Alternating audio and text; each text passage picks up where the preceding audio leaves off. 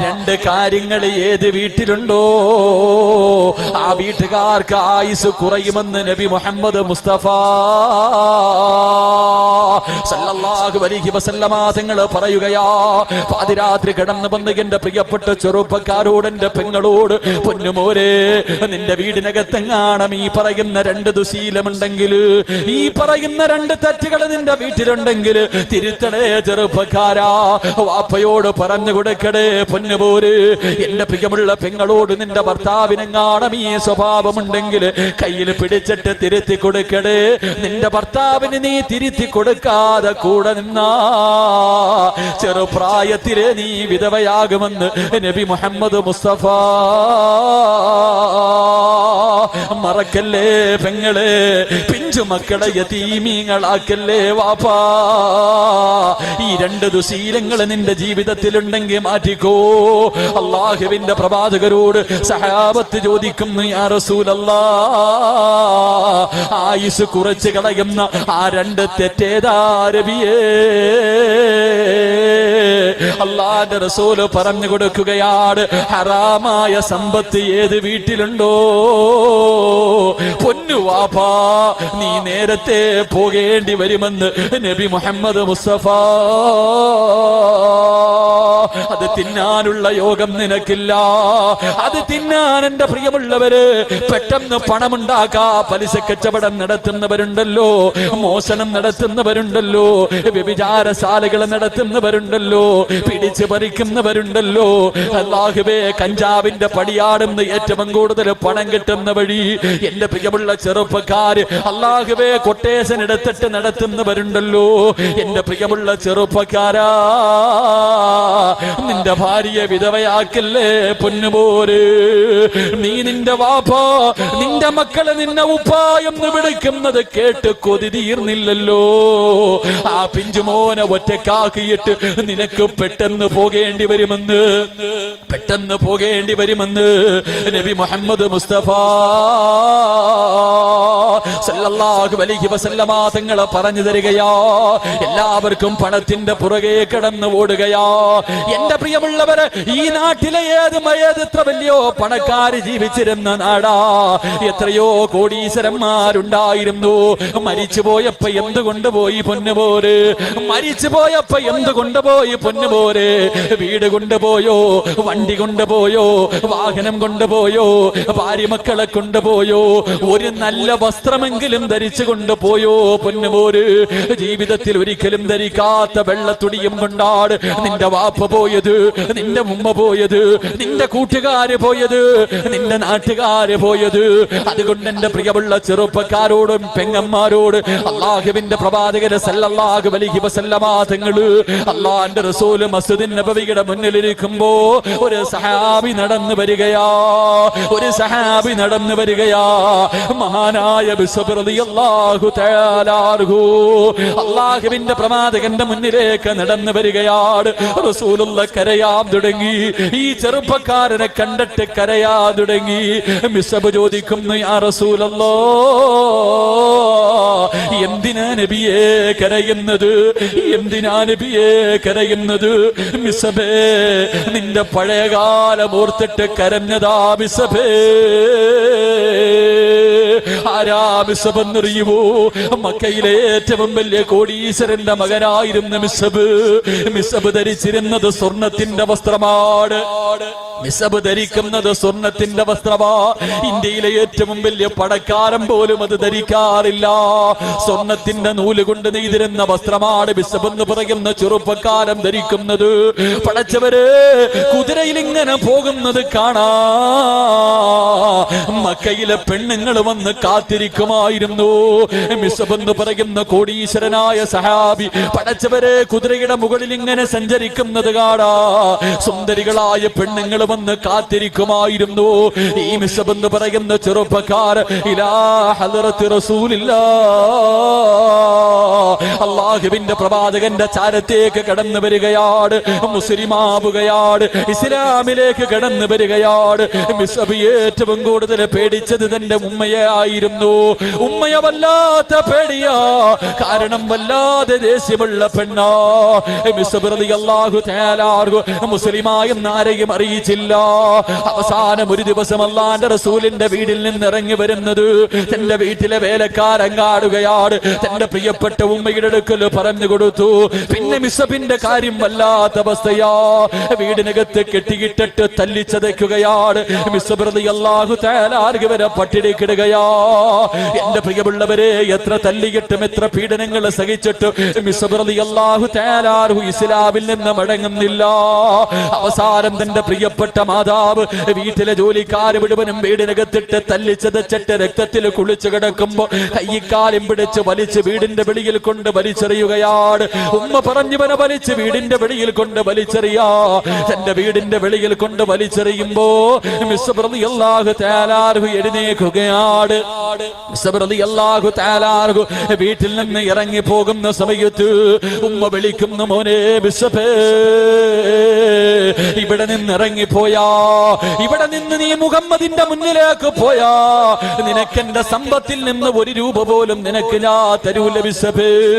എനിക്ക് കോടികളുടെ ആസ്തിയുണ്ട് മിസ്അബേ. മിസ്അബ് ചോദിക്കുന്നു, ഉമ്മ എത്രയാണ് ഉമ്മ സമ്പത്ത്? അവിടെ നിന്ന് പറയുന്നു, പൊന്നുപോരെ, ഈ മക്കയുടെ പകുതിയും എന്റെതാ പൊന്നുപോരെ. മക്ക രാജ്യത്തിന്റെ പകുതിയും മിസ്അബിന്റെ ഉമ്മയുടേതായിരുന്നു. ഒരു രൂപ പോലും നിനക്ക് ഞാൻ തരില്ലെന്ന് പ്രിയപ്പെട്ട മാതാവ് പറയുമ്പോ മിസ്അബ് എന്ന് പറയുന്ന ചെറുപ്പക്കാരൻ താനിട്ടിരുന്ന കമീസ് അങ്ങോട്ട് ഊരുകയാ. തന്റെ ശരീരത്ത് കിടന്ന വസ്ത്രമൂരിയിട്ട് ആ വസ്ത്രമങ്ങ് മടക്കിയിട്ട് ഉമ്മയുടെ കയ്യിൽ കൊണ്ട് കൊടുത്തിട്ട് പറയുന്നു, ഇത് നിങ്ങളുടെ സമ്പത്താ, എനിക്കിതിനെക്കാളും വേണ്ടത് പരിശുദ്ധമായ ധീരാ. വീടിന്റെ വെളിയിലിറങ്ങുമ്പോ മിസ്അബിന്റെ ഉമ്മ മണ്ണ് വാരിയിട്ട് വലിച്ചെറിഞ്ഞിട്ട് ശപിക്കുകയാണ്, നീ നശിച്ചു പോകട്ടെ, നീ എന്നെ ഉമ്മ എന്ന് വിളിക്കല്ലേ, ഇനി ജീവിതത്തിൽ ഒരിക്കൽ പോലും നീ എന്നെ ഉമ്മ എന്ന് വിളിക്കല്ലേ, നീയാ മരിച്ചാ പോലെ കാണാവരല്ലേ മിസ്അബ്. മിസ്അബ് റളിയല്ലാഹു തആല കരഞ്ഞുകൊണ്ട് റസൂലുള്ളാഹിയുടെ മുന്നിലേക്ക് നടന്നു പോവുകയാ. അല്ലാഹുവിന്റെ പ്രവാചകനെ കരഞ്ഞത് എന്തിനെന്നറിയുമോ? സ്വർണ്ണത്തിന്റെ നൂലും ധരിച്ച് നടന്ന, വസ്ത്രവും ധരിച്ച് നടന്ന മിസ്അബ് എന്ന ചെറുപ്പക്കാർ അല്ലാഹുവിന്റെ പ്രവാചകന്റെ മുന്നിലേക്ക് കടന്നു വരുമ്പോ ഒരു പുതപ്പ് പുതച്ചിരിക്കുകയാ. ഒരു പുതപ്പാ ധരിച്ചിരിക്കുന്നത്, വസ്ത്രങ്ങളൊന്നുമില്ല, ഒരു പുതപ്പിങ്ങനെ പുതച്ചിരിക്കുകയാ. 62 സ്ഥലങ്ങളെ കീറിയിട്ട് തച്ചു വെച്ചിരിക്കുന്ന പുതപ്പാട്. 62 സ്ഥലങ്ങള് കീറിയിട്ട് തച്ചു വെച്ചിരിക്കുന്ന പുതപ്പാട്. ഇത് കണ്ടിട്ടാ റസൂലുള്ള കരഞ്ഞത്. മിസ്അബിനോട് അല്ലാഹുവിന്റെ റസൂൽ ചോദിക്കുന്നു, മിസ്അബേ, എന്തേ മിസ്അബേ, ഇതെന്ത് കോലവാ മിസ്അബേ? അല്ലാഹുവിന്റെ റസൂലിനോട് ചിരിച്ചിട്ട് പറയുന്നു, യാ റസൂലല്ലാഹ്, ഓരോ സ്ഥലം കീറുമ്പോഴും എനിക്ക് സന്തോഷമാ നബിയേ. ഈ ഇട്ടിരിക്കുന്ന ഈ പുതപ്പിന്റെ ഓരോ സ്ഥലങ്ങൾ കീറുമ്പോഴും തയ്ക്കാൻ വല്ലാത്ത സന്തോഷവാ. ഇങ്ങനെ നടക്കുന്നത് എന്തിനെന്നറിയുമോ? മരിക്കുന്ന സമയത്ത് സ്വർഗം കണ്ടിട്ട് മരിക്കാരാ, സ്വർഗത്തിലെ വസ്ത്രം ധരിക്കാരാ. എന്റെ പ്രിയമുള്ളവരെ, അവസാന ഉഹദിന്റെ രണാങ്കണത്തിൽ യുദ്ധം കഴിഞ്ഞു. ഉഹദിന്റെ രണാങ്കണത്തിൽ യുദ്ധം കഴിഞ്ഞു. അല്ലാഹുവിന്റെ റസൂലിന്റെ മുന്നിലേക്ക് സഹാബത്ത് ഇങ്ങനെ മയ്യത്ത് കഫം പൊതിഞ്ഞു കൊണ്ടുവന്ന് വെക്കുകയാണ്. ആ സമയത്ത് നോക്കുമ്പോ ഒരു മയ്യത്ത് കയ്യിൽ പിടിച്ചുകൊണ്ട് സഹാബത്ത് കരഞ്ഞുകൊണ്ട് ഓടുകയാണ്. അല്ലാഹുവിന്റെ റസൂലിന്റെ മുന്നിലേക്ക് ഒരു ജനാസ എടുത്തുകൊണ്ട് ഓടി വരികയാണ്. സഹാബത്ത് മുഴുവനും കരയുകയാണ്. അല്ലാഹുവിന്റെ റസൂൽ ചോദിക്കുന്നു, സഹാബ, എന്തിനാ കരയുന്നത്? ആരുടെ ജനാസയാ സഹാബ? മഹാനായ മിസ്അബ് റളിയല്ലാഹു തആല അൻഹുവിന്റെ ജനാസയാണ്. എന്തിനാ നിങ്ങൾ കരയുന്നത്? നബിയേ, കഫം തുണി തികയുന്നില്ല നബിയേ, മയ്യത്ത് പൊതിയാ തുണിയിൽ നബിയെ തല മറയ്ക്കുമ്പോ കാല് രണ്ടും വെളിയിലാവുകയാ, കാല് മറയ്ക്കുമ്പോ തല വെളിവാവുകയാ. അവസാനം റസൂലുള്ള പറഞ്ഞു തലമറച്ചിട്ട് കഫം പൊതി സഹാബാ, തലമറച്ചിട്ട് കഫം പൊതി സഹാബാ. തലമറച്ചിട്ട് കഫം പൊതിഞ്ഞു, രണ്ട് കാലും വെളിയിൽ കിടക്കുകയാണ്, രണ്ട് കാലും വെളിയിൽ കിടക്കുകയാ. അള്ളാന്റെ റസൂല് പറഞ്ഞു പുല്ല് പറിച്ചു കൊണ്ടുവാ സഹാബാ, പുല്ല് പറിച്ചു കൊണ്ടുവാ സഹാബാ.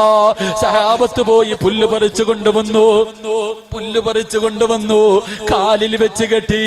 നമസ്കാരം കഴിഞ്ഞ് മയ്യത്ത് കൊണ്ടുപോയി 6 അടി മണ്ണിനകത്തേക്ക് ഇറക്കി വെക്കുമ്പോ കാലിൽ കെട്ടിവെച്ചിരുന്ന കയറങ്ങടിഞ്ഞിട്ട് ആ കെട്ടടിഞ്ഞിട്ട് പുല്ല് താഴെ വീണ് പോയി. രണ്ട് കാലും ഇങ്ങനെ വെളിയിൽ കാണുകയാണ്. മയ്യത്ത് കയ്യിൽ വെച്ചിട്ട് സഹാബത്ത് കരയുകയാ. എല്ലാരും കബറിന്റെ ചാരത്തിരുന്ന് കരയുകയാണ്.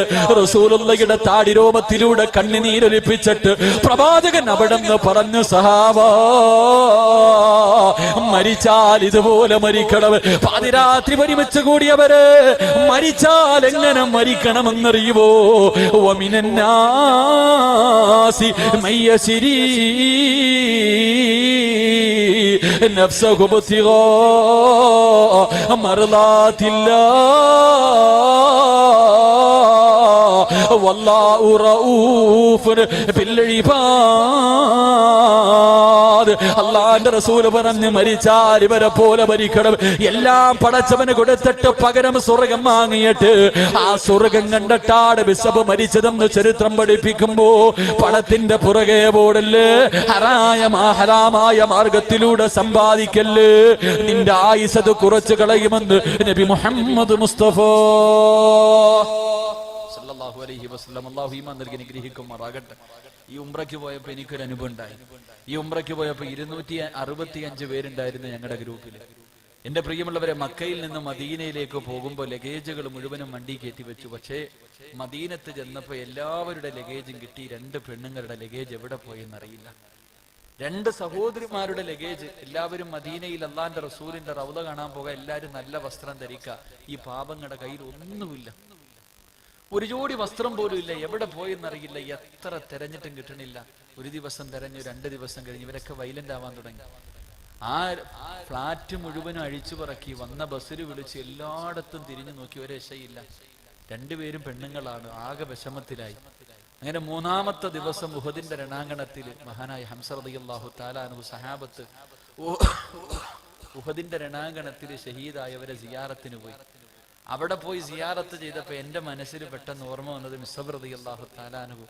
പടച്ചവനെ കഫൻ തുണി പോലും തികയാതെ മയ്യത്തടക്കിയ സഹാബിയല്ലേ. ഞാൻ അവിടെ നിന്ന് ഇങ്ങനെ ദുആ ചെയ്തു, പടച്ചവനെ അല്ലാഹ് ഞങ്ങളുടെ കൂടെ വന്ന 2 സഹോദരിമാരുടെ ലഗേജ് പോയി റബ്ബേ, അവർക്ക് ഇടാൻ വസ്ത്രം പോലും ഇല്ല അല്ലാഹ്. ഇന്ന് മഗ്‌രിബിന് മുമ്പ്